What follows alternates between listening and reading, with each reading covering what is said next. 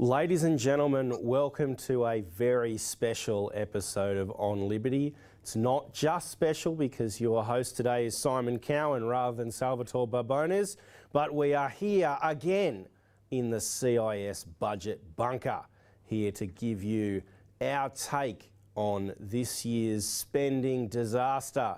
Remember back when the coalition cared about debt and deficit? Well, it turns out that's no longer a problem. With me is a long-term friend of the Centre for Independent Studies, John Humphreys.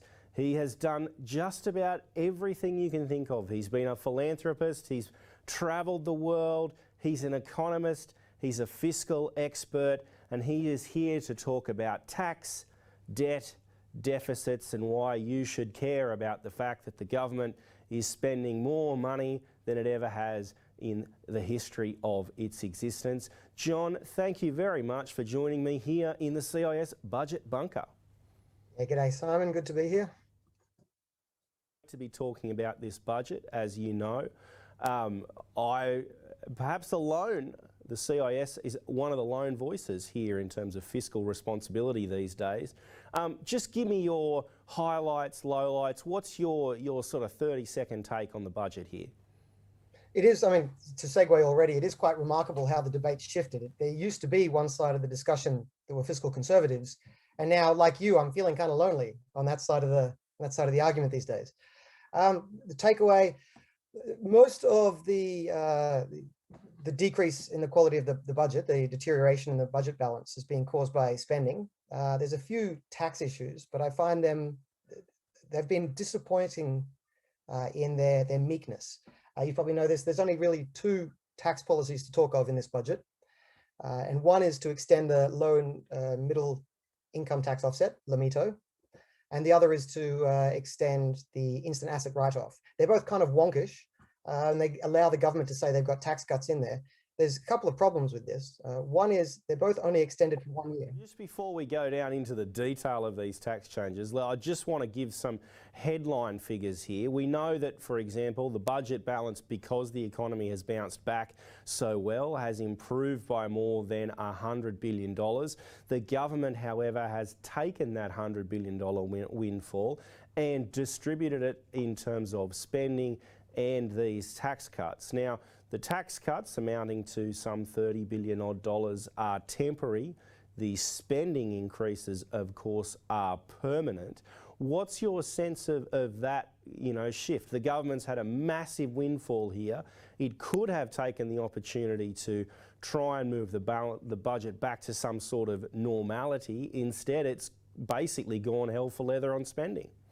Exactly. I mean, the turnaround in the underlying budget, if the government had done nothing, we would have seen the budget this year and in the forward estimates improve by about $100 billion, which would have been appropriate.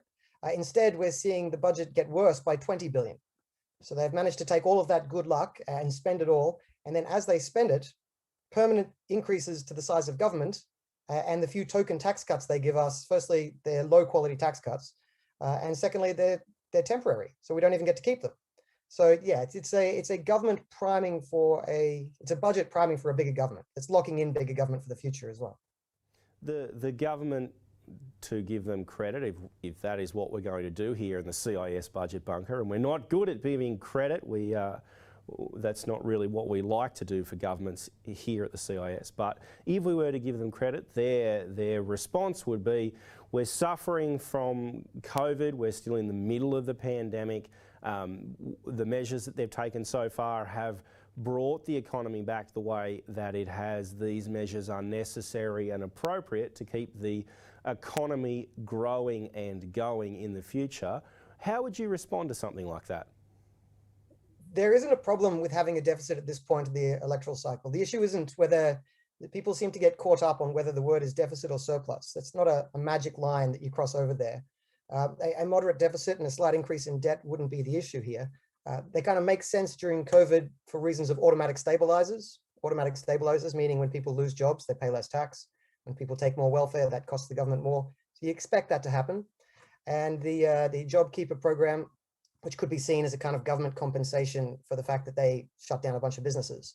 So some of those things make sense. What really doesn't make sense is the addition of $120 billion worth of extra spending and some slight tax cuts in this budget. The economy is already improving, right? So we need to keep a focus on being able to tolerate some deficits when you need them and then start getting them back on track. And we've tolerated the deficits, and now we need the government to get us back on track now, not pretending they will do it maybe in 10 years. I believe they don't predict a surplus for another 10 years. And that is ridiculously too far in the future. And I made this point last night that if you look at, there's a few incidences over the last 50 years, there's step change and relationship changes between government and the economy. We saw, if you go back 50 years, the last time we saw an increase in spending of the type that we've seen here, Whitlam increased spending by 6% of GDP back in the early 70s. We then moved through Hawke and Keating in particular, where they've shifted the relationships away from the economy being so dependent on government central control, opening things up, making things more market focused. We see with Howard and Costello a focus on balancing the budget again, bringing down deficits, bringing down debt to a level that is sustainable in the longer term. We see the return of this Keynesian demand stimulus both during the financial crisis but also after the crisis from Swan, Rudd and Gillard. But this is another point. As you rightfully point out, in the budget, in the 10-year estimates, it makes clear that government spending as a percentage of GDP will remain above the emergency level that Kevin Rudd introduced at the height of the global financial crisis. We have now seen another full step up in terms of the size of government.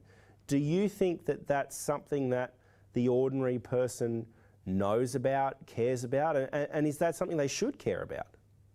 Well, they should care. Just to comment quickly on the quick history you were running through there, there's two things to keep an eye on. One is the degree to which a government is increasing the size of the government, and the other one is their fiscal position. It's possible to increase the government significantly but run a surplus. You do that by just driving taxes up far too high. So there's two things to note here. One is their scorecard on size of government, which they've scored badly here. And the other one is their scorecard on fiscal discipline, which they've also scored badly. So you are right to note, for instance, that Howard and Costello scored well on fiscal discipline. I would note that the way they balanced the budget was massive increases in tax revenue. Well, I mean, the pattern has always been that steady. I mean, it's a cyclical pattern with a ascending slope is basically where it almost always looks when you look at the size of government. I mean, in good times, government falls slightly, but it never falls to the previous low point. It always increases. Well, even then, it's hard to spot many downward trends. Now, a couple of things to note here. This chart I'm showing you now is the real per capita government spending. So it's adjusted for inflation and it's adjusted for the population. So those are the appropriate adjustments to do so that we really see the real change in the size of government. And notice that trend is up under all sorts of, so you see a big jump here under Whitlam, fairly good under Hawke and Keating, but it's just jumped under every single government, right? There has been no government in our lifetimes that's decreased the size of government. Now, what often happens, the government will report this data as percentage of GDP, which means it often hides this fact. And so this is why probably many people in the public aren't aware of this sort of unstoppable upward trend in the size of government, because the government reports it in a different way that kind of doesn't let people see this clearly, which is why I think it's important for us to show it. Yeah, and it's on both trends, on both of those report cards that I was suggesting, we should be judging them on terms of fiscal discipline, in which case it's obviously a massive fail, although they'll say they have a good reason for it, but also judging them on size of government. And on that one, they don't really have much of an excuse. If they wanted to blow the budget, why didn't they do it with tax cuts? I mean, they blew the budget with massive increases in spending that are locked into the future and gave us a few token small tax cuts that don't even last. So that's the second one there is where I find it particularly galling and frustrating, is that they seem to have locked in a permanently bigger government and they seem happy about it. Interestingly enough, we have in the comments Christopher Carr asking that, or presenting the view that the budget actually has nothing to do with economics, it's about politics. And I think there's certainly a degree of truth in that observation. And one of the things that has become a central element of politics, particularly during the pandemic, is government promoting the idea that government can and should fix every problem that someone has, that there's no sense that you should insure for yourself against possible downturn, that you should, you know, make provision for your own aged care, that you should be working towards self-sufficiency in retirement, for example, that everything comes down to this central idea of government is responsible first and foremost. And, you know, locking in that increase in spending seems to be consistent with that view of politics. Your thoughts? Yeah, well, the idea that our modern religion is the government order. I mean, the government has positioned itself now as both father and mother, father as our protector and mother as giving us lots of free things. And it's... Of course, that you're still allowed to call yourself a mother. There is, I think, a move towards birthing parent, isn't there? Well, to be fair, I never really cultural. called myself a mother, but putting those silly debates aside, yes, there's a political appeal in setting yourself up as the organization that's going to protect people. I mean, I believe that you get value in life from taking on responsibility and succeeding. But the easier way through life is to say someone else will take responsibility, someone else will do it for me. And the government has a political incentive to tell you that they will step in and play that role. It's a dangerous one. And it's one that seems to increase subtly over time to the point where in any one year, you don't notice the takeover. But if you add all those years together, the government now plays a massive role in all of our lives, in unstoppable growth, it seems. Which, again, we here at the CIS budget bunker, you and I and a handful of other people, and I suspect the people watching this show, they're the ones who care about that problem. It's not clear to me, looking at the budget response so far, that the ordinary person or even, you know, some of the commentariat accepts that that is a problem worthy of being fixed. Yeah, so going into the politics of the budget is a little bit beyond probably what I'm... It's not my home base, talking about the politics of the budget, but it's certainly a lot of politics in the budget. One issue here is the current government setting up to blow such a big hole in the budget that they prevent the opposition in a future election being able to promise even more spending.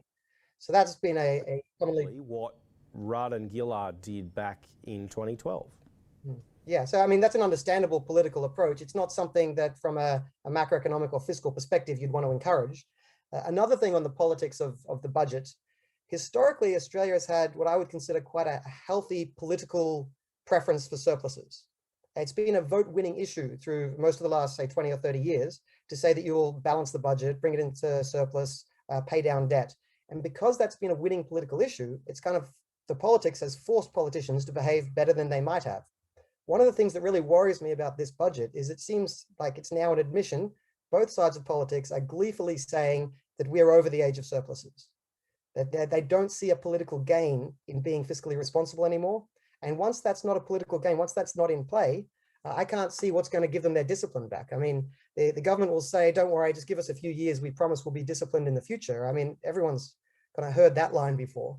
If there's no political incentive for them to be disciplined, I mean, if they get one bad budget, this is a bad budget in my opinion, but if there's one bad budget and then they get disciplined again next year, it's unfortunate, but it's not the end of the world. We'll recover. But unfortunately, with this current trend, we seem to have got no political pushback. It's you and me and maybe a few people in the comments now, but we're getting increasingly lonely in insisting that fiscal discipline matters. And if that falls out of the political discussion, I'm worried about the trend we're on. Well, I think that the trend, you can look overseas to where that trend ends up. So, you know, Donald Trump, for example, passed massive unfunded tax cuts. Plenty of people on our side of politics cheered that on.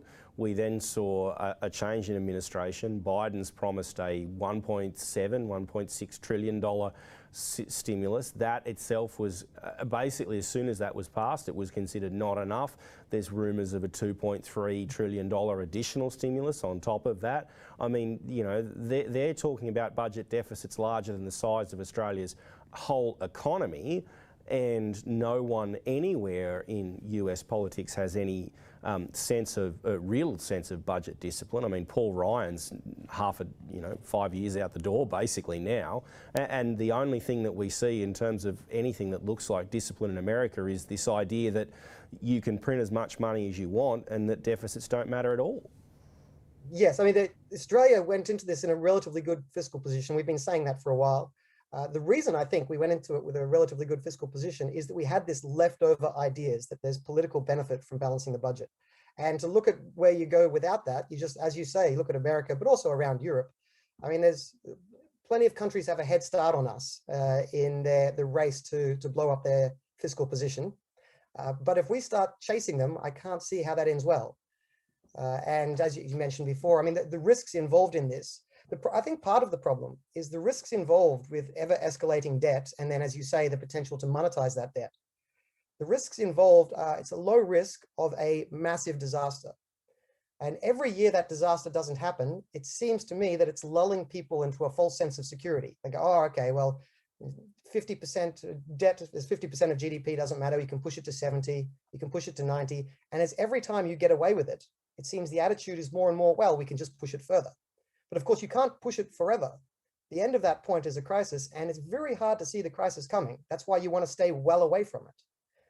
And I fear that people have lost a healthy amount of respect or fear of the idea of a debt or an inflationary crisis. And that lack of fear is leading them into sleepwalking into increasingly irresponsible fiscal policies.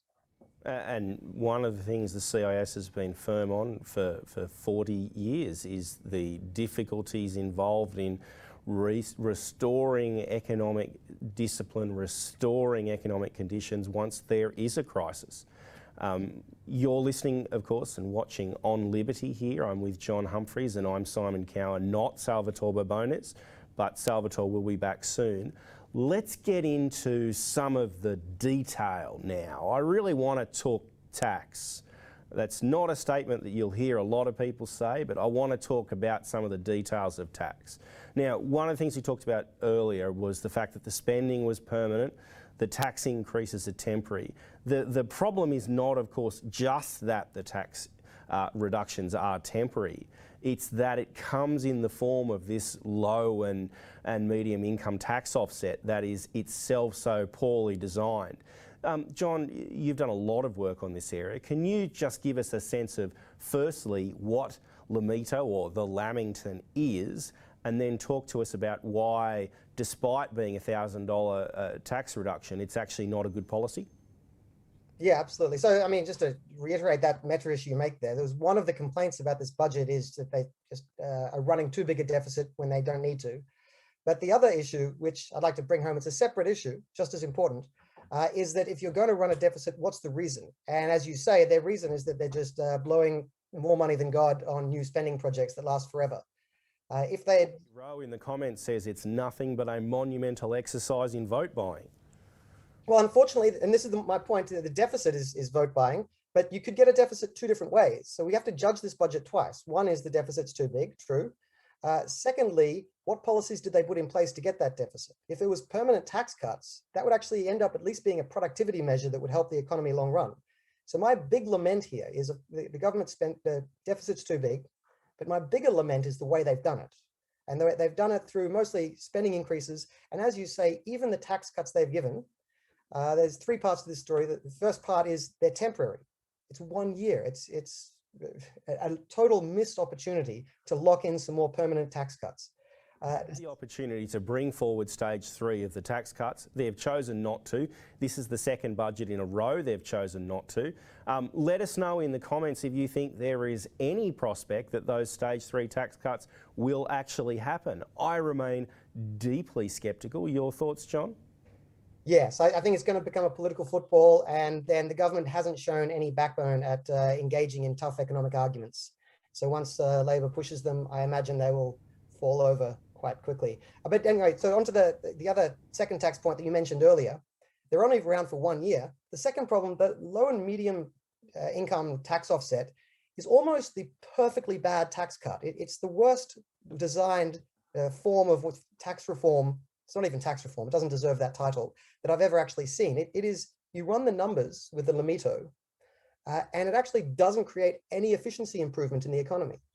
Potentially creates an efficiency cost, because the way it works, it doesn't just give people some tax money back. People think, all right, tax cuts, lower tax rates, more money in my pocket. It has lower tax rates for some people, but then it claws it back by increasing tax rates on other people. And unfortunately, the way they've designed it is they've got slightly lower tax rates for people who don't change their behavior very much, so it doesn't help the economy much. And they've got higher tax rates, 3% higher tax rates for people earning between 90 and 130 odd, 3% higher marginal tax rates on people who do change their behavior. So we've got a tax reform that, I guess they could call it a tax cut, that's actually not helping the economy, potentially even hurting the economy, which is mind-boggling. I mean, I'm a big advocate for tax cuts. I never thought it would be possible to come up with a tax cut this bad. So it's quite amazing there. I will, though, I said 3 points. One is they're temporary, that's a pain. Two is Lamito is epically stupid. The third point, the other tax cut they've got in this budget is the extension of the asset write-off. So this is the one piece of credit I'll give this budget. That is good tax policy. I wish it was permanent. Such a lost opportunity to make that a permanent measure. But that tax reform is a productivity enhancing tax reform. It's basically the only thing in this budget that could be seen as microeconomic reform to help actually boost long run growth and wages. So well done to them on that one, one cheer for that one policy. Well, I'm glad we've found something positive to talk about. Usually when economists get together, all they can talk about is bad things. Anita Maguire in the comments talks about another important issue, and I mean, I think tax is important for a number of reasons, but I think there's a productivity element to it. Another one of those elements is immigration. She notes that a year without immigration has given us the lowest unemployment in 50 years, the first real increase in wages in my lifetime. This budget depends on mass immigration next year. I mean, I think there's certainly some differences of opinion in relation to immigration, both within the centre-right community and the classical liberal view. I mean, personally, I'm massively in favour of high-skilled immigration for a number of different reasons. I think there's a lot of positives there. But there is a real skewing of the numbers around economic growth, both prior to the pandemic from the massive increase in immigration and over the forward estimates because the borders remain closed. What's your sense of some of the productivity elements of the immigration side of this, as opposed to, say, as you're saying, the productivity side of the tax is not particularly effective? Yeah, well, I suspect the productivity issues related to migration is going to end up being a slow burn.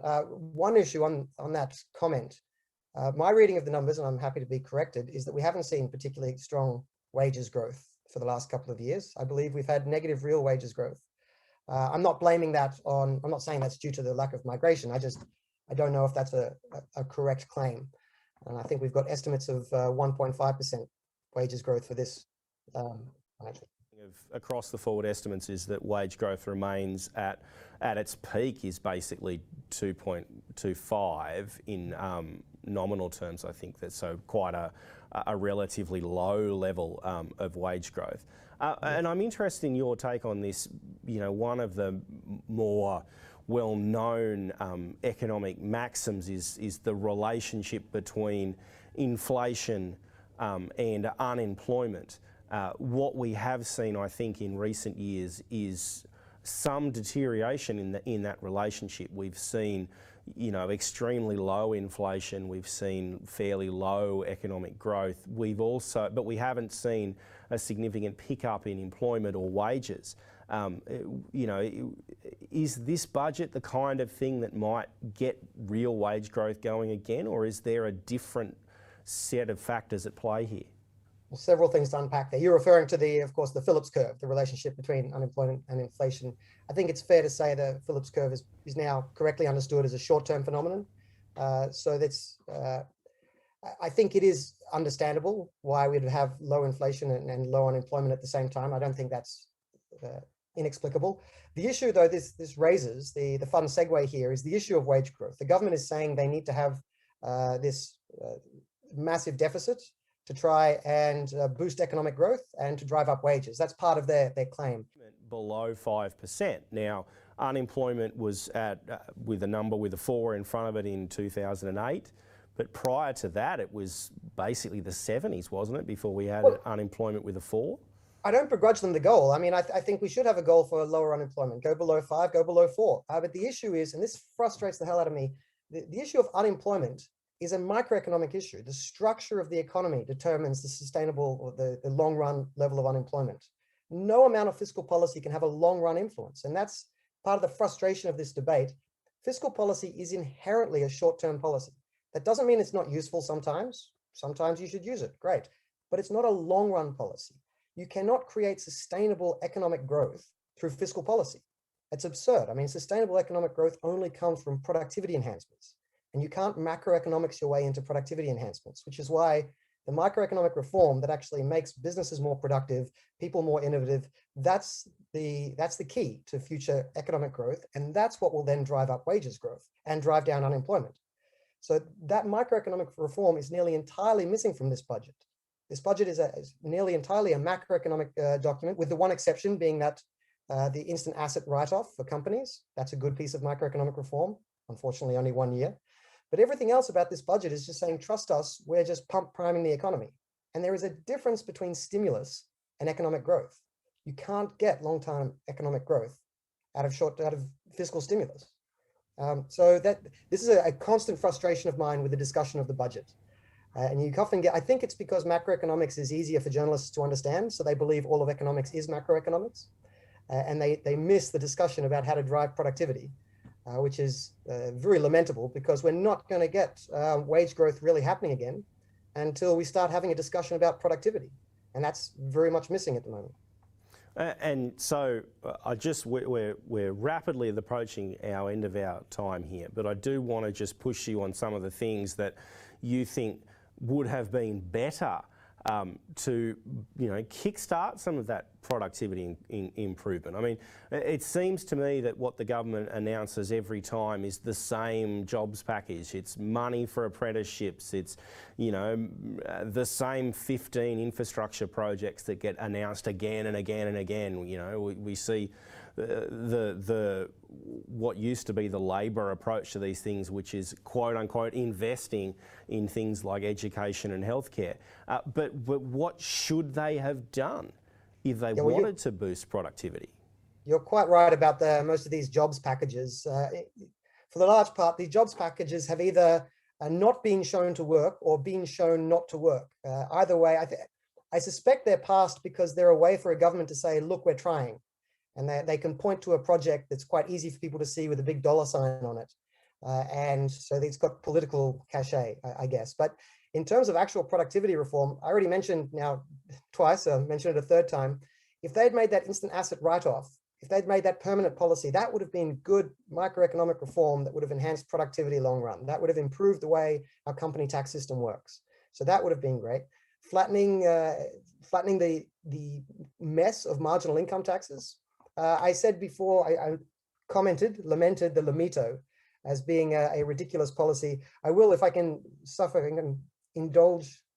indulgence once more, just share with you, this is what Australia's marginal tax rate system actually looks like. This is not what they normally show you. They normally just show you 0, 19%, 32.5, 37, 45. That's what you're normally told, which sounds sensible. But that's not actually our income tax system. Our income tax system is this dog's leg, this monstrosity. So you've got here the impact of Medicare levy being introduced at 10%. You've got the low income tax offset. You've got the low and medium tax offset, low and medium income tax offset. And it creates this dog's leg, including several regressive points. You'll notice tax rates come down here, here, and here, which is not the way you'd want to design an income tax system. So in terms of productivity enhancing reforms, something that made this look more sensible would have been a nice step forward. Now, in the government's credit, the reforms they've got planned in 2024, if they ever happen, do help to improve this, right? So they did take a step forward. They just legislated for it to be so far in the future that it may never happen. But that's the sort of thing we'd want, that instant asset write-off for the company tax and the flattening and improvement of the income tax system. And labour market reform, that's a tough one. That's a tough one in the Australian political climate, but that's something that needs to be considered. And just the issue of regulation strangling small businesses.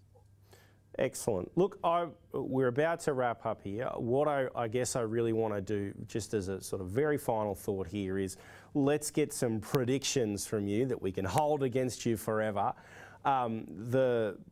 The expectation is that the deficit will drop to $60 billion in the end of the forward estimates.